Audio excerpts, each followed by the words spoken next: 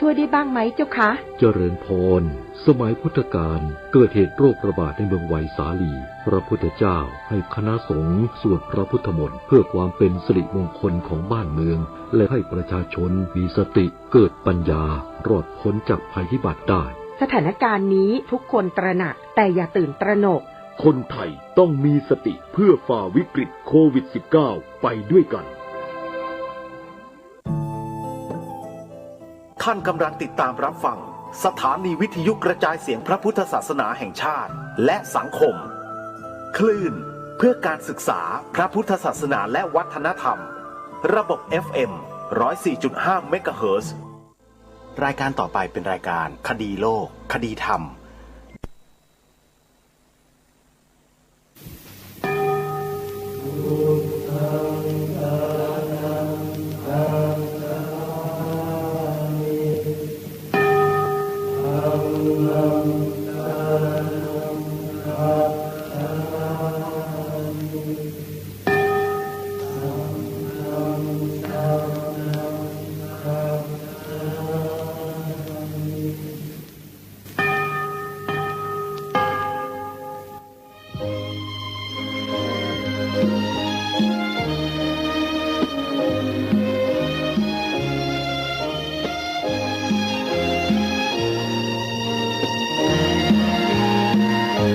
พระพุทธองค์นั้นเป็นที่พึ่งเป็นที่พึ่งของปวงประชาเรากราบเราไหว้ต่อองค์สัมมาชาติศาสนาบูชารักยิ่งสิ่งใดคนในขายชาตกเป็นทาสสันดานของคนจันไรลืมเชื้อลืมถิ่นลืมแผ่นดินไทยทุกร้อนที่ได้ไม่มีที่สุขหัวนอน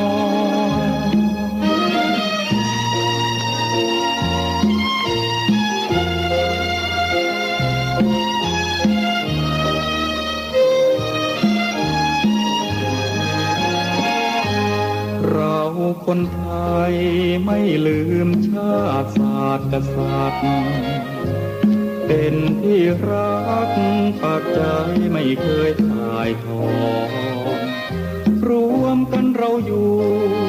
ศัตรูพินาศแน่นอนใครมาเสี่ยมสอนอย่าได้ตายใจ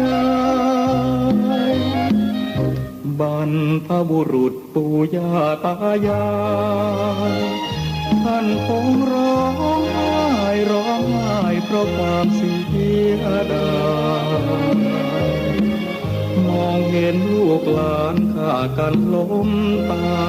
ยศีลธรรมมันเสื่อมก็กินใจแล้วหรือไรคนใดลืมชา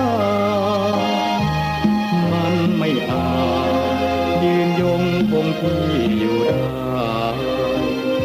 ลงเดินทางผิดชีวิตต้องสิ้นสลา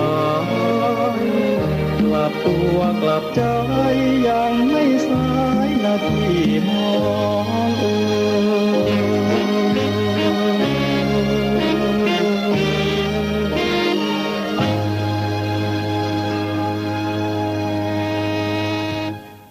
พุทธศาสนาเป็นศาสนาสำหรับชาติเราศาสนาในสมัยนี้เป็นของที่แยกจากชาติไม่ได้เป็นความจำเป็นที่เราทั้งหลายผู้เป็นไทยจะต้องมั่นคงอยู่ในศาสนาพระพุทธซึ่งเป็นศาสนาสำหรับชาติเราพระพุทธศาสนาก็ดีหรือศาสนาใดก็ดีที่ตั้งมั่นอยู่ได้ก็ด้วยความมั่นคงของผู้เลื่อมใสตั้งใจที่จะรักษาและข้าพเจ้าพูดทั้งนี้ก็เพื่อชักชวนท่านทั้งหลายอย่างเป็นเพื่อนไทยและเพื่อนพุทธศาสนิกชนด้วยกันทั้งนั้นเพื่อความมั่นคงแห่งพระพุทธศาสนา ข้าพเจ้ารู้สึกว่า ได้ทำหน้าที่สมควรแก่อุปถัมภ์พระพุทธศาสนาเราจะตั้งใจรักษาศาสนาของเราด้วยชีวิตและถ้าท่านตั้งใจจะช่วยข้าพเจ้าในกิจอันใหญ่นี้แล้วก็จะเป็นที่พอใจข้าพเจ้าเป็นอันมากเพราะฉะนั้นเป็นหน้าที่ของเราทั้งหลายที่จะช่วยกันบำรุงรักษาพระพุทธศาสนาอย่าให้เสื่อมสูญไปการที่จะบำรุงพระพุทธศาสนาเราต้องรู้สึกก่อนว่าหลักของพระพุทธศาสนาคืออะไรเราจะถือว่าเราเป็นไทยด้วยกันหมดเราจะต้องรักษาความเป็นไทยของเราให้ยั่งยืนเราจะต้องรักษาพระพุทธศาสนาให้ถาวรวัฒนาการอย่างที่เป็นมาแล้วหลายชั่วโคตรของเราทั้งหลายพระบรมราโชวาทของพระบาทสมเด็จพระมงกุฎเกล้าเจ้าอยู่หัวรัชกาลที่ 6พระบรมราโชวาทก็ดีพระราชนิพนธ์ก็ดีหรือพระบรมราชโองการของพระมหากษัตริย์ถือเป็นบทบัญญัติแห่งกฎหมายทั้งหมดทั้งสิ้นการบัญญัติให้พระพุทธศาสนาเป็นศาสนาประจำชาติไทยไว้ในรัฐธรรมนูญจึงเป็นสิ่งที่ถูกต้องทั้งกฎหมายและทางโบราณราชประเพณีการบัญญัติให้พระพุทธศาสนาเป็นศาสนาประจำชาติไทยไว้ในรัฐธรรมนูญย่อมเป็นหลักค้ำประกันให้กับประชาชนคนไทยว่าตนได้ปฏิบัติตามกฎหมายอย่างแท้จริงการบัญญัติให้พระพุทธศาสนาเป็นศาสนาประจำชาติไทยไว้ในรัฐธรรมนูญมิได้เป็นการลิดรอนสิทธิเสรีภาพของผู้ใดแต่เป็นการยืนยันความจริงตามกฎหมายและประวัติศาสตร์ชาติไทยการบัญญัติให้พระพุทธศาสนาเป็นศาสนาประจำชาติไทยไว้ในรัฐธรรมนูญจะทำให้พระพุทธศาสนาได้รับการอุปถัมภ์และคุ้มครองจากรัฐดุจเดียวกันกับที่องค์พระมหากษัตริย์ทรงกระทำมาการบัญญัติให้พระพุทธศาสนาเป็นศาสนาประจำชาติไทยไว้ในรัฐธรรมนูญจะป้องกันพระพุทธศาสนาไม่ให้ถูกลัทธินิกายนอกศาสนากระทำการใดๆได้ด้วยอุบายต่างๆนานาการบัญญัติให้พระพุทธศาสนาเป็นศาสนาประจำชาติไทยไว้ในรัฐธรรมนูญจะทำให้สังคมไทยมีแต่ความสุขร่มเย็นเป็นธรรมทั้งต่อคนศาสนาอื่นและคนสัญชาติอื่นได้อย่างแท้จริงแต่ถ้าไม่บัญญัติให้พระพุทธศาสนาเป็นศาสนาประจำชาติไทยไว้ในรัฐธรรมนูญในอนาคตประเทศไทยจะต้องตกอยู่ในสถานะเดียวกันกับพื้นที่3 จังหวัดชายแดนภาคใต้อย่างแน่นอนพระบรมราโชวาทพระบาทสมเด็จพระเจ้าอยู่หัวในมหาสมาคมณพระที่นั่งอมรินทร์วินิจฉัยในพระบรมมหาราชวังโดยที่พระพุทธศาสนาเป็นศาสนาประจำชาติของเราทั้งตามความศรัทธาเชื่อมั่นของข้าพเจ้าเองก็เห็นเป็นศาสนาที่ดีศาสนาหนึ่งเนื่องในบรรดาสัจธรรมคำสั่งสอนอันชอบด้วยเหตุผลจึงเคยคิดอยู่ว่าถ้าโอกาสอำนวยข้าพเจ้าควรจะได้บวชสักเวลาหนึ่งตามราชประเพณีซึ่งจะเป็นทางสนองพระเดชพระคุณพระราชบูรพการีตามคตินิยมด้วยและนับตั้งแต่ข้าพเจ้าได้ครองราชย์สืบสันตติวงศ์ต่อจากสมเด็จพระเชษฐาธิราชก็ล่วงมากว่า10 ปีแล้วเห็นว่าน่าจะถึงเวลาที่ควรจะทำตามความตั้งใจไว้นั้นแล้วประการหนึ่งอันหนึ่งการที่องค์สมเด็จพระสังฆราชหายประชวรมาได้ในคราวประชวรครั้งหลังนี้ก่อให้เกิดความปีติยินดีแก่ข้าพเจ้ายิ่งนักได้มาคำนึงว่าถ้าในการอุปสมบทของข้าพเจ้าได้มีองค์สมเด็จพระสังฆราชเป็นพระอุปชาแล้วก็จะเป็นการแสดงออกซึ่งความศรัทธาเคารพในพระองค์ท่านของข้าพเจ้าได้อย่างเหมาะสมอีกประการหนึ่งจึงได้ตกลงใจที่จะบรรพชาอุปสมบทในวันที่22 เดือนนี้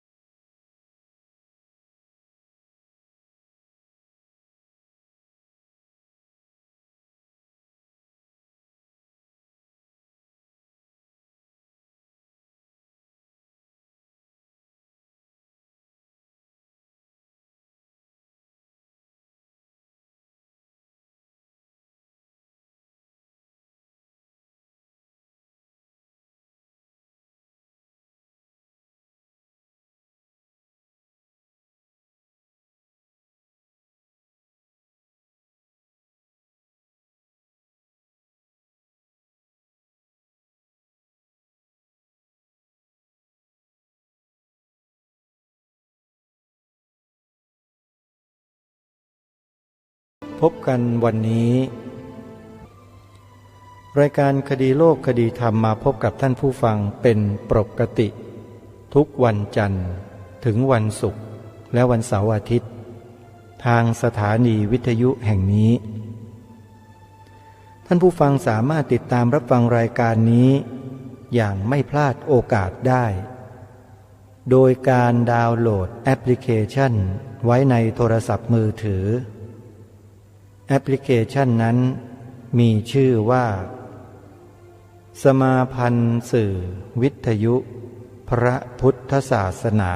อาเซียนสมาพันธ์สื่อวิทยุพระพุทธศาสนาอาเซียนก่อตั้งขึ้นมาด้วยความร่วมมือกันของสถานีวิทยุพระพุทธศาสนาแห่งชาติหลายคลื่นในจำนวนหลายคลื่นดังกล่าวนั้นมารวมลงไว้ในแอปพลิเคชันเดียวกันนี้ออกอากาศตลอด24ชั่วโมงมีสาระธรรมะปฏิบัติดีๆมากมายหลายประการให้ท่านสาธุชนเลือกรับฟังได้โดยสะดวกรายการคดีโลกคดีธรรมรายการนี้ก็ออกอากาศผ่านแอปพลิเคชันนี้ทางสถานีวิทยุต่างๆด้วยท่านสาธุชนสามารถดาวน์โหลดได้ใครที่มีโทรศัพท์มือถือสมาร์ทโฟนระบบ Android และระบบ iOS ดาวน์โหลดได้ทันทีนี่คือนวัตกรรมใหม่ของการเผยแผ่พระพุทธศาสนาในโลกยุคปัจจุบันพระภิกษุสงฆ์ในพระพุทธศาสนาในเมืองไทยของเรานั้นเราไม่ได้วิ่งตามเทคโนโลยีแต่เราวิ่งตามธรรมโมโลยีหมายความว่าอย่างไรวิ่งตามธรรมโมโลยีคือใช้อุปกรณ์เครื่องมือที่ทันสมัยใส่ธรรมะเข้าไปแล้วก็วิ่งตามธรรมะเพราะธรรมะนั้นนำชีวิตเราไปสู่ทางที่ดีเราจึงใช้ธรรมโมโลยีเผยแผ่ธรรมะ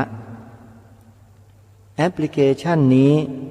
ก็คือธรรมโมโลยีนั่นเองใครดาวน์โหลดธรรมโมโลยีนี้ไว้จะเป็นบุญเป็นกุศลเป็นสิริมงคลแก่ชีวิตไม่มีที่สิ้นสุดใครบอกต่อๆกันไปอีกก็ได้อานิสงส์ผลมากขึ้นเข้าไปอีกด้วยนี่คือสิ่งที่เราสามารถทำบุญได้โดยไม่ต้องจ่ายเงินหรือควักกระเป๋าแล้วได้อานิสงส์มากมายมหาศาลอย่าลืมพากันทำนะโยมนะการให้ปัญญาให้ความรู้ให้ความคิดกับผู้คนในสังคมให้เดินถูกทางถูกทำนองคลองธรรมมีปัญญาสัมมาทิฏฐิถือว่าผู้ให้นั้นได้บุญมหาศาลนี่คือเรื่องจริงรายการคดีโลกคดีธรรมรายการนี้เป็นรายการที่ให้ความรู้กับประชาชนคนไทยโดยไม่เลือกว่าท่านจะเป็นใครแต่สิ่งที่นำมาเสนอนี้คือความรู้อันเกิดจากความจริงของประเทศนี้ประเทศเราอยู่กับความจริงมาโดยตลอดแล้วบรรพบุรุษไทยของเราก็ช่วยกันรักษาความจริงนี้ไว้ให้แก่พวกเราชนรุ่นหลังได้รับความจริงนี้มาเป็นมรดกเราก็ต้องรักษาสืบต่อไปให้ลูกหลานเยาวชนของเราในอนาคตที่เติบโตเป็นผู้ใหญ่รับต่อไปแล้วก็ส่งต่อกันไปเช่นนี้ทุกชั่วอายุคนไม่ว่าจะยุคไหนสมัยใดก็ตามอย่าทิ้งสิ่งนี้เป็นอันขาด สิ่งนี้คืออะไรคือพระบวรพุทธศาสนาทั้งหมดไม่ว่าจะเป็นองค์พระศาสดาองค์ศาสนธรรมศาสนทายาทหรือศาสนบุคคลศาสนพิธีศาสนวัตถุทั้ง5ประการนี้รวมเรียกว่าพระพุทธศาสนานี่แหละคือมรดกอันล้ำค่าที่เราทุกคนต้องทำหน้าที่รักษาสืบสารกันต่อไปและรายการคดีโลกคดีธรรมนั้นก็มิได้พูดอะไรต่างๆขึ้นมาด้วยตัวเองแต่มีผู้ที่ได้กล่าวไว้จัดทำเป็นหลักฐานเอาไว้ชัดเจนว่าเป็นขององค์บูรพมหากษัตริย์ทั้งนั้นพระราชกรณียกิจอันสำคัญประการสำคัญที่สุดอันหนึ่งก็คือว่าพระองค์ใดก็ตามที่ขึ้นครองราชย์เป็นองค์พระมหากษัตริย์บนแผ่นดินสยามแผ่นดินไทยผืนนี้จะต้องยกพระพุทธศาสนาเท่านั้นต้องแสดงพระองค์เป็นพุทธมามกะอย่างเป็นทางการด้วยนั่นก็หมายความว่าโบราณราชประเพณีกฎมนเทียนบานกฎหมายทุกสิ่งทุกอย่างกำหนดเอาไว้เช่นนี้แล้วก็สืบมาจนถึงวันนี้พระมหากษัตริย์ต้องทรงเป็นพุทธมามกะเท่านั้นเป็นอื่นไม่ได้ถ้าองค์พระมหากษัตริย์ทรงเปลี่ยนเป็นอื่นเมื่อไหร่เกิดอาเพศทันทีเพราะนี่คือกฎมนเทียนบานและกฎหมายของบ้านเมืองที่พระราชบรรพบุรุษไทยของเราใช้เลือดเนื้อและชีวิตปกปักรักษาคุ้มครองไว้มาจนถึงพวกเราจึงเป็นสิ่งที่ศักดิ์สิทธิ์ที่สุดใครมาทำลายไม่ได้ต้องมีอันเป็นไปทั้งหมดทั้งสิ้นอย่าลืมนะว่าดวงพระวิญญาณขององค์บูรพมหากษัตริย์ทุกพระองค์ทรงเฝ้ารักษาพระพุทธศาสนาอยู่แล้วทรงปกป้องคุ้มครองผู้ที่ดูแลรักษาพระพุทธศาสนาด้วยอย่างพวกเราทุกท่านทุกคนที่ฟังรายการนี้แล้วเกิดจิตสำนึกเกิดอุดมการณ์ขึ้นในใจเหมือนอย่างที่รายการคดีโลกคดีธรรมเป็นนั่นแหละได้รับการคุ้มครองจากดวงพระวิญญาณขององค์บูรพมหากษัตริย์แล้วนี่คือเรื่องจริงเพราะฉะนั้นไม่มีบุญกุศลใดก็แล้วแต่ที่จะมีคุณค่าและสูงส่งเท่ากับการรักษาพระพุทธศาสนาให้เป็นศาสนาประจำชาติไทยของเราเอาไว้ให้ได้ท่านเจ้าพระคุณสมเด็จพระญาณสังวรสมเด็จพระสังฆราชสกลมหาสังฆปรินายกพระองค์ที่19แห่งกรุงรัตนโกสินทร์ตรัสยืนยันไว้เช่นนี้จริงๆรายการคดีโลกคดีธรรมจึงไม่มีการลังเลใจและไม่มีการสงสัยเลย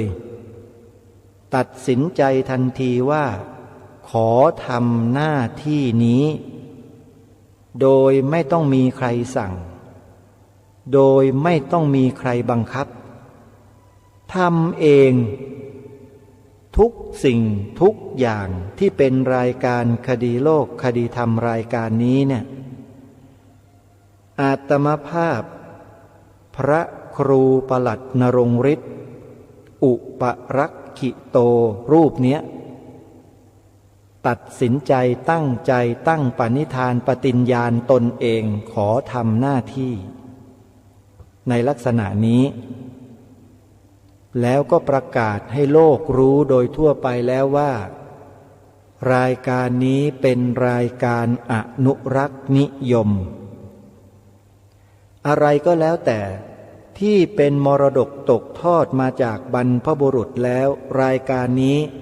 มีหน้าที่รักษาไว้ให้แก่ลูกหลานเยาวชนรุ่นหลังได้รับต่อไปแล้วช่วยกันรักษาสืบต่อไปใครจะคิดจะพูดอย่างไรรายการนี้ฟังแล้วเก็บไว้จะตำหนิก็ดีจะชมก็ดีจะยกย่องก็ดีจะเหยียบย่ำทำลายก็ดีทุกสิ่งทุกอย่างขอเก็บไว้ในใจทั้งหมดโดยไม่ให้มาเป็นอุปสรรคและเครื่องขัดขวางในการทำหน้าที่ตรงนี้เพราะชีวิตนี้เชื่อมั่นแล้วว่าไม่มีบุญกุศลใดที่ยิ่งใหญ่และสูงส่งเท่ากับการปกป้องรักษาพระพุทธศาสนาให้เป็นศาสนาประจำชาติไทยอีกแล้วเพราะนี่คือความมั่นคงสมดังพระราชดำรัสในบทพระราชนิพนธ์เทศนาเสือป่าขององค์พระบาทสมเด็จพระมงกุฎเกล้าเจ้าอยู่หัวรัชกาลที่6ตรัสไว้ทุกประการความตอนหนึ่งพระองค์ตรัสว่าต้องเข้าใจพุทธศาสนาในเวลานี้ไม่มีแห่งใดในโลกที่จะถือจริงรู้จริงเท่าในเมืองไทยเราเมืองไทยเราเปรียบเหมือนป้อมอันใหญ่ซึ่งเป็นแนวที่สุดของพระพุทธศาสนาแนวที่หนึ่งแนวที่สองร่อยหรอเต็มทีแล้ว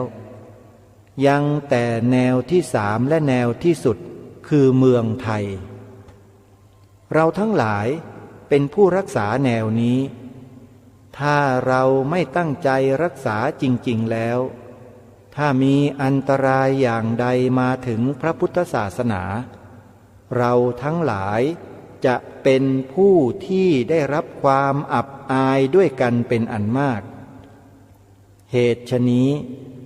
เป็นหน้าที่ของเราที่จะต้องตั้งใจที่จะรักษาความมั่นคงของพระพุทธศาสนาในประเทศไทยอย่าให้มีอันตรายมาถึงได้ผู้ที่คนอื่นเขาส่งเข้ามาปลอมแปลงเพื่อทำลายพระพุทธศาสนาเราทั้งหลายต้องคอยระวังรู้เท่าไว้จึงจะควรจึงเป็นหน้าที่ของเราทั้งหลายที่เป็นเชื้อชาตินักรบต้องรักษาพระศาสนาอันนี้ให้คงอยู่ในเมืองไทยอีกต่อไปต้องรักษาไว้เพื่อให้เป็นมรดกแก่ลูกหลานของเราทั้งหลายให้เขารักษากันต่อไปยั่งยืนเป็นเกียรติยศแก่ชาติของเราชั่วกาลปวสานท่านผู้ฟังทั้งหลายท่านหัวหน้าส่วนราชการในประเทศไทยทั้งหมดผู้ที่ทำหน้าที่บริหารกิจการบ้านนี้เมืองนี้ทุกท่านทุกคนได้โปรดอัญเชิญสิ่งนี้ใส่เกล้าใส่กระหม่อมกันให้ด้วยอย่าละเลยอย่าละทิ้งเป็นอันขาดรายการคดีโลกคดีธรรมขอเทิดทูนบูชาพระราชปณิธานของพระองค์ท่านในส่วนนี้ด้วยชีวิตแล้วจะไม่ขอคิดทำอะไรเพื่อตัวเองอีกแล้วหมดคุณค่าหมดราคาถ้าเทียบกับสิ่งนี้ ชีวิตข้าพเจ้าหรืออัตมาภาพไม่มีคุณค่าเลยราคาก็ไม่มีด้วยแต่จะขอสละชีวิตนี้เพื่อบูชาเทิดทูนสิ่งนี้ที่พระองค์ทรงพระราชทานไว้ให้นี้ด้วยชีวิตจริงๆนี่พูดออกอากาศนะโยมนะอาตมาไม่ใช่หล่อแหละโลเลเอาจริงทำจริงพูดจริงด้วยจึงได้จัดตั้งสภาพุทธบริษัทภาคประชาสังคมจิตอาสาขึ้นมาก็เพื่อการนี้โดยเฉพาะใครจะว่าอย่างไรจะติจะฉินจะนินทาแบบไหนเก็บไว้ในใจหมดนำเข้าไปขบคิดพิจารณานำเข้าไปรีไซเคิลเรียบร้อยหมดแล้ว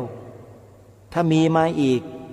มันก็จะรีไซเคิลสิ่งเหล่านี้ของมันเองในใจของอาตมานี่แหละจะไม่โทษใครจะไม่ว่าใครทั้งสิ้นเพราะชีวิตนี้ประจักษ์แจ้งชัดเจนแล้วว่าองค์บูรพมหากษัตริยาธิราชเจ้าผู้ทรงพระคุณอันประเสริฐทุกพระองค์เนี่ยทรงมีแนวพระราชดำริเกี่ยวกับเรื่องพระพุทธศาสนาไว้อย่างนี้ไม่ได้เป็นอย่างอื่นเลยการที่รายการคดีโลกคดีธรรมออกมารณรงค์ให้บัญญัติพระพุทธศาสนาเป็นศาสนาประจำชาติไทยไว้โดยกฎหมายรัฐธรรมนูญนั้นจึงสอดรับกับแนวพระราชดำรินี้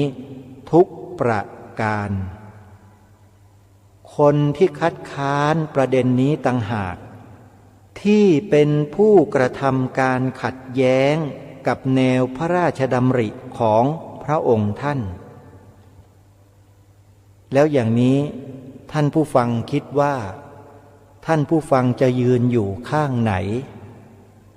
ระหว่างข้างที่สนับสนุนให้ประเทศไทยบัญญัติศาสนาพุทธเป็นศาสนาประจำชาติไว้ในรัฐธรรมนูญ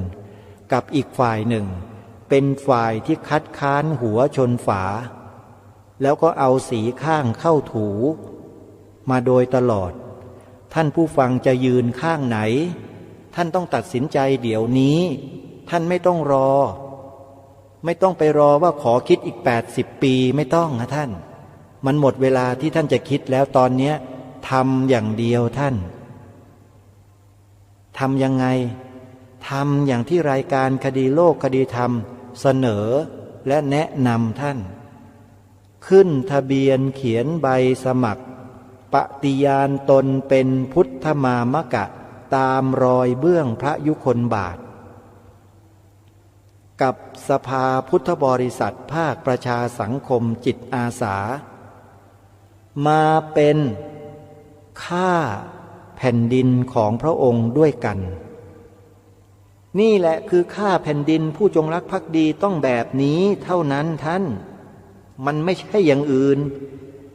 โดยเฉพาะสิ่งต่างๆที่ทางรายการคดีโลกคดีธรรมอัญเชิญมาอ่านให้ท่านทั้งหลายได้ฟังเนี่ย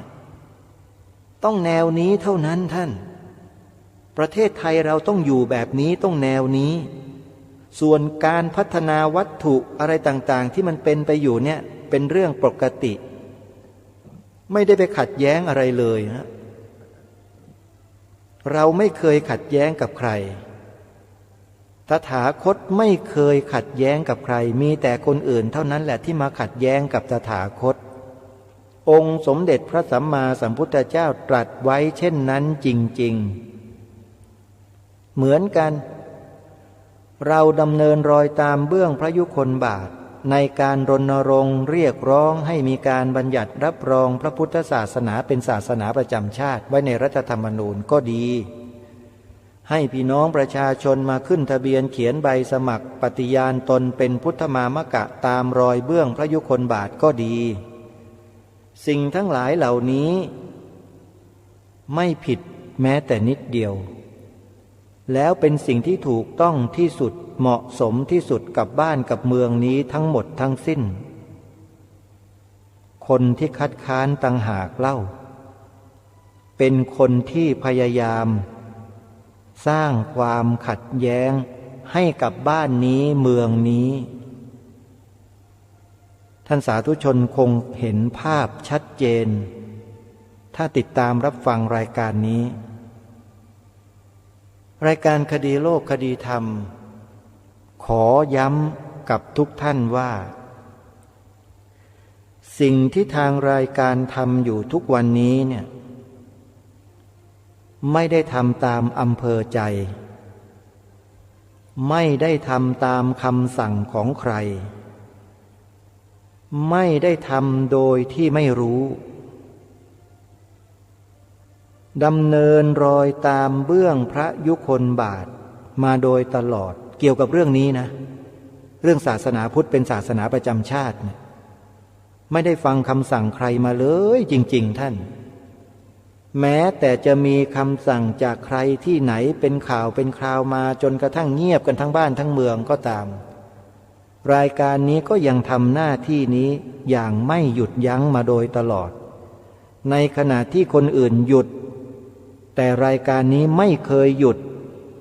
อะไรมันจะเกิดก็ไม่กลัวมันจะเป็นอะไรก็ไม่กลัวเพราะเชื่อมั่นว่าดวงพระวิญญาณขององค์บูรพมหากษัตริย์ทุกพระองค์ทรงคุ้มครองปกเกล้าปกกระหม่อมอยู่ข้างบนทรงเล็งเห็นด้วยข่ายพระญาณของพระองค์ถึงการทำการพูดการคิดของรายการคดีโลกคดีธรรมตลอดมามีความเชื่อมั่นถึงขนาดนั้น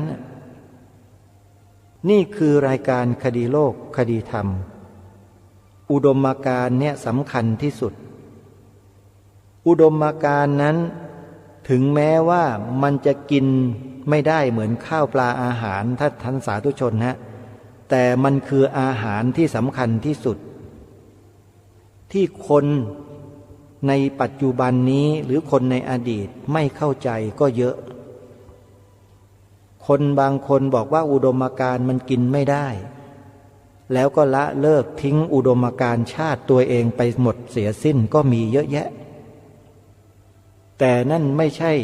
อุปสรรคแล้วก็ไม่ใช่ปัญหาด้วยปัญหามันอยู่ที่ว่าคนที่มีอุดมการณ์ชาติในลักษณะเช่นนี้เนี่ยยังมีอยู่ในสังคมไทยเราเนี่ยอาตมาภาพเชื่อมั่นว่ายังมีอยู่เยอะมากปัญหามันก็อยู่ที่ว่าท่านทั้งหลายที่มีอุดมการณ์ทั้งหลายที่ฟังรายการอยู่เนี่ยทำไมไม่แสดงตัวออกมาเสียทีล่ะแสดงตัวยังไงขึ้นทะเบียนเขียนใบสมัครประกาศตนเป็นพุทธมามกะเข้าร่วมเป็นสมาชิกสภาพุทธบริษัทภาคประชาสังคมจิตอาสานี้ไงเล่านี่แหละคือการแสดงตัวจะไปอยู่กันนิ่งๆเฉยๆนิ่งๆเข้าเรียบร้อยท่านพวกเดียรถีมันยึดบ้านยึดเมืองเราเกลี้ยงหมดเลยถ้าเรายังปล่อยอย่างนี้กันอยู่การรวมตัวกันเป็นภาคประชาสังคมนี่แหละคือทางออกที่ดีที่สุดท่านอย่าไปหวังพึ่งในระบบพูดอย่างนี้คงเข้าใจดีนะข้าราชการทั้งหลายที่เป็นน้ำดีท่านอย่าไปหวังพึ่งในระบบบอกได้แค่นี้จริงๆฮะอย่าให้พูดเหตุผลนะพูดไม่ได้บอกได้แต่เพียงว่าอย่าไปหวังพึ่งในระบบมันพึ่งไม่ได้เพราะเราพยายามพึ่งมานานแล้วไม่เคยได้สักครั้งหนึ่งเลยล้มเหลวไม่เป็นท่าหมดเลยโดยเฉพาะประเด็นที่เกี่ยวกับศาสนาพุทธเป็นศาสนาประจำชาติบัญญัติไว้ในกฎหมายรัฐธรรมนูญเนี่ยในระบบช่วยไม่ได้เลยแม้แต่นิดเดียวแล้วจะไปหวังพึ่งทำไมนี่ประชาชนของแท้เป็นเจ้าของแท้ๆเลยของบ้านของเมืองพวกเราทั้งหลายเนี่ยเราต้องช่วยกันเองแล้วเราจะเป็นใหญ่ในบ้านเมืองเกี่ยวกับกรณีนี้เราไม่ยุ่งอย่างอื่นนะไม่ยุ่งเกี่ยวอย่างอื่นนะเรายุ่งอย่างเดียวคือเรื่องศาสนาเราจะเป็นใหญ่ในเรื่องศาสนาของเราแล้วเมื่อศาสนาของเราเป็นใหญ่แล้วมีอิทธิพลมีศักดิ์ศรีมีเกียรติในบ้านเมืองนี้แล้วเนี่ย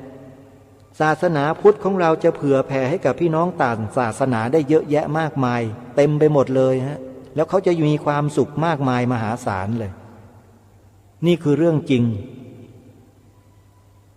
ท่านคิดว่าศาสนาพุทธเมื่อมาเป็นใหญ่ในบ้านเมืองนี้แล้วจะไปทำลายพี่น้องต่างศาสนางั้นหรือใครคิดเช่นนี้ก็บ้าแล้วล่ะไม่บ้าก็เพี้ยนแล้วไม่ว่าคุณจะเป็นใหญ่เป็นโตมาจากที่ไหนถ้าคุณพูดว่าการบัญญัติรับรองให้ศาสนาพุทธเป็นศาสนาประจำชาติไทยไว้ในกฎหมายรัฐธรรมนูญแล้วจะทำให้พี่น้องต่างศาสนาเดือดร้อนเนี่ยคนที่พูดแบบนี้เนี่ยแหละไปกินยาไม่เขย่าขวดหรือไม่ได้กินข้าวมาหลายวัน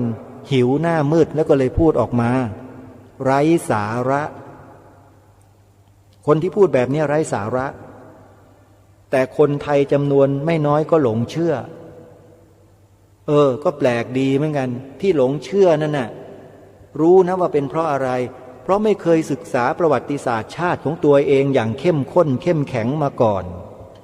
ก็เลยไม่รู้กรรมพืชของตัวเองของบรรพบุรุษของตัวเองว่าเป็นมายังไงและศาสนาพุทธนี่คืออะไร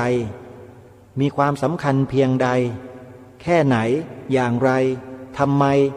คุณไม่เคยศึกษาแล้วก็ไม่เคยรู้เหตุผลสิ่งนี้เลยคุณจึงได้คล้อยตามพวกที่มันคัดค้านตะพึดตะพือเหล่านั้นไปคุณค่าแท้ของพวกคุณไม่มีเลยมีแต่คุณค่าเทียมทั้งหมดบรรพบุรุษไทยของเรานี่แหละเป็นผู้สร้างคุณค่าแท้เอาไว้ให้กับพวกเราคนไทยทั้งหลายทั้งปวงแล้วคุณค่าแท้ก็อยู่ตรงที่รายการคดีโลกคดีธรรมอัญเชิญมาทั้งหมดนี่แหละคือคุณค่าแท้ของประเทศคือพระบวรพุทธศาสนาไม่ใช่ศาสนาอื่นคนที่ถือศาสนาอื่นมาแต่อื่นก็ดีอยู่ในเมืองนี้ก็ดีจะโทมนัสน้อยใจด้วยริษยาแก่พระพุทธศาสนาเพราะบูชาอันนี้ไม่ได้ด้วยไม่ใช่เมืองของศาสนาตัวเลยถ้าโทมนัสก็ชื่อว่าโลภล่วงเกินไปอย่าทำตัวเป็นคนโลภล่วงเกินไปเลยนะพี่น้องต่างศาสนาที่รักให้อยู่แบบเงียบๆทำหน้าที่ของตนเองไปให้ดีให้ถูกต้องให้เหมาะสมอยู่ให้สบายนะอยู่ให้สบายใครที่แกว่งเท้าหาเสี้ยนอยู่ในขณะเนี้ยถ้ายังแกว่งต่อไปเนี่ยไม่ใช่เสี้ยนตำอย่างเดียวนะจะบอกให้เผลอๆโดนสับขาทิ้งขาดเลยนะอนาคตข้างหน้าน่ะเพราะฉะนั้นหยุดแกว่งเท้าหาเสี้ยนได้แล้วอย่ามารุกรานศาสนาพุทธของข้าพเจ้าให้มากนักเลยรู้จักฐานะของตัวเองบ้างคุณฉลาดคุณเก่งคุณมีกลวิธีคุณวางแผนที่แยบยลมากประชาชนทั่วไปเขามองไม่ออกแต่คนอย่างข้าพเจ้าเนี่ยมองออกมีครูบาอาจารย์ผู้ทรงความรู้มากมายท่านได้นำมาเปิดเผยได้ศึกษาเรียนรู้จากท่านมานักต่อนักมากมายหลายท่านเหลือเกินมันอยู่ในจิตในใจอยู่ในคลังสมองตัวเองหมดแล้วสิ่งที่พวกคุณทำกับพระพุทธศาสนาในบ้านนี้เมืองนี้ประชาชนเขาไม่ทราบญาติโยมสาธุชนพี่น้องคนไทยที่ฟังรายการอยู่ท่านไม่ต้องไปรู้เรื่องนี้ลึกมากมายหรอกให้รายการคดีโลกคดีธรรมเนี่ยได้ทำหน้าที่เพื่อพี่น้องผองไทยของเราในกรณีดังกล่าวนี้เถอะท่านเชื่อหรือไม่เชื่อให้ท่านพิจารณาตัดสินใจกันเองอย่าให้รายการนี้บีบบังคับว่าต้องเชื่อรายการนี้จะไม่บีบบังคับใครแต่จะนำเสนอความจริงของบ้านนี้เมืองนี้ให้ท่านฟังแล้วคิดพิจารณากันเองหวังว่าพี่น้องประชาชนคนไทยของเราที่มีสติปัญญาพอที่จะคิดออกเนี่ยมีเยอะแต่ท่านยังลังเลใจอยู่ว่าจะมาขึ้นทะเบียนเขียนใบสมัครปฏิญาณตนเป็นพุทธมามกะกับสภาพุทธบริษัทภาคประชาสังคมจิตอาสานี่ดีไหมเนาะยังลังเลใจอยู่ก็ให้ท่านตัดสินใจก็แล้วกันแต่ขอบอกนะท่านพี่น้องประชาชนคนไทยที่รักของอาตมาภาพทุกคนนะเวลามันน้อยนะท่านอย่าประมาท เวลามันน้อยเต็มทีน้อยเต็มทีท่านถ้าท่านอยากรู้ว่าเวลามันน้อยเต็มทีอย่างไรเนี่ยทางรายการก็เคยแนะนำแล้วแนะนำอีกให้ท่านไปศึกษาไปดูคลิปวิดีโอที่ผู้หลักผู้ใหญ่ผู้รู้ทั้งหลายเขาโพสต์เอาไว้ใน YouTube อ่ะพิมพ์คำนี้เลยแล้วไปดูนะไปศึกษาดูกันอีกสักรอบสองรอบเถอะแล้วท่านจะเข้าใจในสิ่งที่รายการคดีโลกคดีธรรมรายการนี้ทำอยู่แล้วทำแบบเอาจริงเอาจังแต่ไม่เอาเป็นเอาตายนะเอาจริงเอาจังเท่านั้นแต่ถ้ามันถึงที่สุดแล้วไม่สำเร็จก็วางหยุดแล้วก็เข้าป่าเข้าพงไปภาวนาแล้วโยมเพราะชีวิตนี้บวชมาไม่ใช่บวชมาเพื่อทำหน้าที่แบบนี้คนที่ทำหน้าที่แบบนี้ควรจะเป็นพวกสังฆการีพวกข้าราชการที่ดูแลพระพุทธศาสนาต่างหากที่ควรจะทำแต่เขาไม่ทำแล้วจะให้ทำยังไงล่ะก็ต้องให้คนที่มีจิตสำนึกหนักๆแรงๆอย่างอาตมาภาพนี่แหละเป็นต้นนะอีกหลายๆท่านก็เหมือนกันมาทำหน้าที่แบบนี้เพราะคฤหัสถ์ไม่เอาฐานนะพวกคฤหัสถ์ที่เป็นข้าราชการดูแลพระพุทธศาสนาอยู่นะไม่เอาฐานก็กล้าพูดตรงๆนี่แหละไม่เอาฐานวันดีคืนร้ายก็ไปกล่าวหาจาบจ้วงพระผู้ใหญ่เราอีกให้เกิดความเดือดเนื้อร้อนใจกันทั้งสังคมณฑลทุกวันนี้ท่านเห็นไหมล่ะทำหน้าที่อะไรอ่ะหน้าที่ปกป้องหรือหน้าที่ทำลายกันแน่ก็ถามตรงๆแบบเนี้ยรายการนี้แหละเพราะฉะนั้นท่านสาธุชนผู้ฟังทั้งหลายใครที่เคยมองรายการคดีโลกคดีธรรมผิดเนี่ยนะอาตมาภาพไม่ถือโทษโกรธเคืองโยมเลยแม้แต่นิดเดียวเพราะถือว่าทุกท่านเหล่านั้นน่ะยังไม่รู้คุณไม่ผิดเลยฮะที่ไม่รู้ฮะไม่ถือโทษไม่โกรธเคืองแต่เมื่อท่านรู้แล้วเข้าใจแล้วเนี่ยท่านตัดสินใจเองตัดสินใจทันทีนะท่านเคยเห็นองค์กรทางพระพุทธศาสนาที่เกิดขึ้นในเมืองไทยมากมายไหมเกิดมาเยอะแยะเลยท่านแล้วท่านเคยสังเกตไหมว่าองค์กรเหล่านั้นท่านทำอะไรกันทำอะไรท่านตอบเองท่านดูเองแล้วรายการคดีโลกคดีธรรมที่ได้ร่วมกับญาติโยมพุทธบริษัทจำนวนมากจัดตั้งสภาพุทธบริษัทภาคประชาสังคมจิตอาสานี้ขึ้นมาเนี่ยท่านเคยเห็นสภาพุทธบริษัทเดินไปหาท่านแล้วก็เที่ยวไปประกาศทำบุญที่นู่นที่นี่อะไรไปเรียรัยมีไหมโยมไม่มีฮะแต่ถ้าวันไหนมีใครแอบอ้างตัวเองว่าเป็นสมาชิกสภาบริษัทแล้วออกไปเรียรัยญาติโยมนะญาติโยมจับมาให้อาตมาด้วยเพราะอาตมาไม่มีนโยบายแนวนี้สภาพุทธไม่มีฮะไม่มีการเรียรัยทั้งสิ้นมีแต่ทำหน้าที่รับสมัครเชิญชวนให้ผู้คนมาสมัครเข้าร่วมอุดมการณ์เดียวกันกับองค์บูรพมหากษัตริยาธิราชเจ้าของเราไม่ใช่มาร่วมอุดมการณ์กับอาตมานะอาตมาเนี่ยได้รับพระมหากรุณาธิคุณด้วยข้อมูลด้วยพระราชดำรัสด้วยพระบรมราโชวาทพระราชนิพนธ์พระราชจริยาวัตรพระราชกรณียกิจทุกสิ่งทุกอย่างของพระองค์มาพระองค์ทรงมีพระมหากรุณาธิคุณเป็นล้นพ้นล้นเกล้าล้นกระหม่อมจึงมีสำนึกในพระมหากรุณาธิคุณตลอดเวลาจึงได้อาสามาทำหน้าที่ตรงนี้อย่างนี้เท่านั้นจริงๆไม่มีเรื่องอื่นเลยไม่รู้ว่าจะไปเรียอะไรไม่รู้จะไปเอาเงินไปเอาทรัพย์สมบัติไปสร้างนู่นสร้างนี่กันเพื่ออะไรวัดวาอารามก็มีอยู่เต็มบ้านเต็มเมืองรกร้างว่างเปล่าไม่มีพระอยู่เป็นวัดร้างก็จำนวนมากมายมหาศาลแล้ว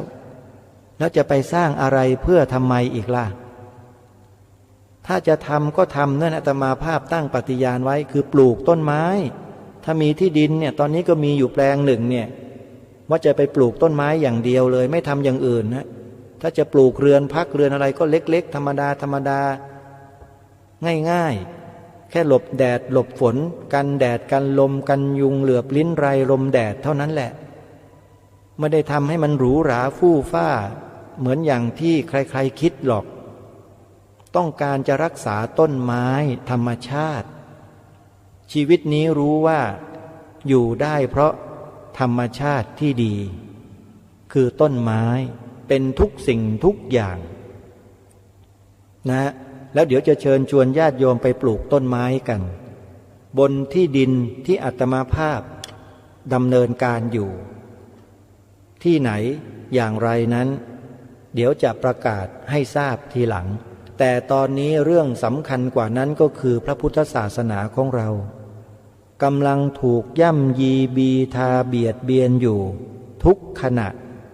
แบบไม่รู้ตัวหลายคนไม่รู้นะก็บอกว่าให้ไปดูคลิปวิดีโอใน YouTube ดูหรือยังญาติโยมนี่คือความปรารถนาดีและความตั้งใจมั่นที่ต้องการให้พี่น้องคนไทยเราหูตาสว่างเกี่ยวกับเรื่องสถานการณ์พระพุทธศาสนาในเมืองไทยสักทีผู้หลักผู้ใหญ่ระดับสูงของบ้านนี้เมืองนี้ท่านบรรยายไว้พูดไว้ไปดูนะโยมนะมีปากกากระดาษพร้อมที่จะจดชื่อวิดีโอหรือยังแล้วท่านพิมพ์เข้าไปใน YouTube แล้วก็เปิดดูเลยพิมพ์คำว่าจิตวิญญาณของการปกป้องคุ้มครองพระพุทธศาสนาพิมพ์คำนี้นะผู้บรรยายก็คือพลเอกณพลบุญทัพชื่อวิดีโอว่าจิตวิญญาณของการปกป้องคุ้มครองพระพุทธศาสนาฟังนะแล้วท่านก็ค่อยตัดสินใจแล้วท่านจะรู้อะไรอีกเยอะเลยฝากไว้ด้วยนะโยมนะเอาละวันนี้เวลาของรายการหมดลงแล้ววันพรุ่งนี้พบกันใหม่ขอความสุขสวัสดีจงมีแด่ท่านผู้ฟังทุกท่านทุกคนเทินขอเจริญพร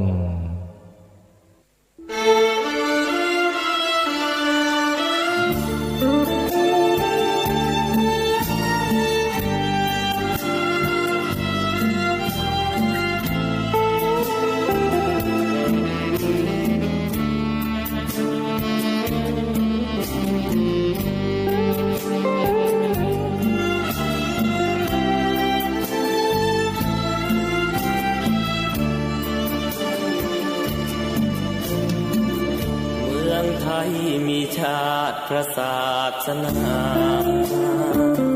องค์กษัตราสามสิ่งยิ่งขวัญแผ่นดินพระพุทธศาสนาขจัดโอยภัยให้สิ้นอย่าให้มีมนทินแผ่นดินจะได้ร่มเย็นหลักธรรมคำสอนสะท้อนถึงสัจธรรมงดงามเลิศล้ำน้อมนำชี้ทางให้เห็นแววเสียงระฆังฟังธรรมสวดมนต์เช้าเย็นเมืองไทยนี้เป็นแผ่นดินแห่งพุทธธรรมเหล่าสาธุชนร่วมรักพระศาสนาศีลธรรมกลับมาโลกาจะมีสุขล้ำพุทธไม่เคยเสื่อมกระแสของใจไหลตามสังคมเสื่อมทรามหลักธรรมสูงส่งเสมอเมืองไทยเมืองพุทธหยุดใจให้รู้จักก่อมาร่วมสานก่อเร่งรู้ปลุกธรรมเสนอเพื่อความเป็นพุทธสูงสุดที่ใจนะช่วยกันฉันเธอสืบสารงานพุทธธรรม